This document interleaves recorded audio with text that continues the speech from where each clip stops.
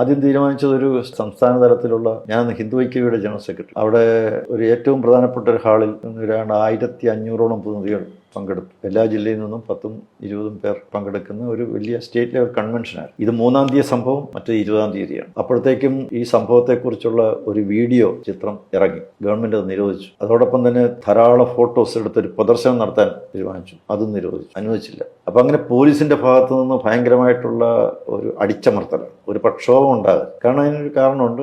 പ്രക്ഷോഭം ഉണ്ടായിക്കഴിഞ്ഞാൽ അതൊരു വലിയ സംഘർഷത്തിലേക്ക് നീങ്ങും. നമ്മളങ്ങനെ സംഘർഷത്തിലേക്ക് ഉദ്ദേശിച്ചിട്ടേ ഇല്ല. നമുക്ക് ഈ വിഷയത്തിൽ റിസീവിംഗ് എൻഡിൽ നിൽക്കുന്ന, അല്ലെങ്കിൽ എല്ലാ വിധത്തിലും ഇതിന്റെ ദുരിതം അനുഭവിക്കേണ്ടി വന്ന സമൂഹമുണ്ട്. ആ സമൂഹത്തിന്റെ ആവശ്യങ്ങൾ, ആവലാതികൾ, ആക്ഷേപം ഇത് കേൾക്കണം, അതിന് പരിഹാരം ഉണ്ടാക്കി കൊടുക്കണം. ദയവുണ്ട് കുറ്റവാളികളെ നിയമത്തിന്റെ മുന്നിൽ കൊണ്ടുവരണം. ഇതിന്റെ പിന്നിലുള്ള ഗൂഢാലോചന, ഇതിന്റെ പിന്നിൽ പ്രവർത്തിച്ച പ്രസ്ഥാനങ്ങൾ, ശക്തികൾ, അവർക്ക് ആയുധം നൽകിയവർ, പണം നൽകിയവർ, ഇതിന്റെ സോഴ്സസ്, അതിന്റെ ഉത്ഭവം എവിടെയാണ്, ഇതെല്ലാം കണ്ടുപിടിക്കും. അങ്ങനെ വിദഗ്ധവും വിശദമായ ഒരു അന്വേഷണം നടക്കും. ഇതൊക്കെയായിരുന്നു നമ്മുടെ 10 ഡിമാൻഡാണ്. ആ 10 ഡിമാൻഡ് നമ്മൾ 20-ാം തീയതി കൺവെൻഷൻ പ്രഖ്യാപിച്ചുകൊണ്ട് പ്രക്ഷോഭം ആരംഭിച്ചു. പലതരത്തിലുള്ള പ്രക്ഷോഭമാണ്. അപ്പോഴത്തേക്കും ഗവൺമെന്റ് ഓരോ ലക്ഷം രൂപ ഓരോ വീടുകളിലേക്ക് അനുവദിച്ചു. ആ വീട്ടുകാരെല്ലാവരും അതുകൊണ്ട് നമ്മൾ തീരുമാനിച്ചത് സ്വീകരിക്കേണ്ടതായിരിക്കും. ചെക്ക് കൊണ്ട് കൊടുത്തു. അന്ന് സ്ത്രീകൾ, ഒരു 5000ഓളം സ്ത്രീകൾ നാട് നിന്നും പ്രകടനമായിട്ട് പോയി കളക്ടറുടെ മേശപ്പുറത്തേക്ക് ഈ ചെക്ക് വലിച്ചെറിഞ്ഞു കൊടുത്തു. നിങ്ങളുടെ പിച്ചക്കാശ് ഞങ്ങൾക്ക് വേണ്ടാവും. അതൊരു വലിയ സംഭവം. പിച്ചക്കാശ് വേണ്ടാവും. അതൊരു ഭയങ്കരമായ ഒരു ഗവൺമെന്റിനെ ഇരുത്തി ചിന്തിപ്പിച്ചു.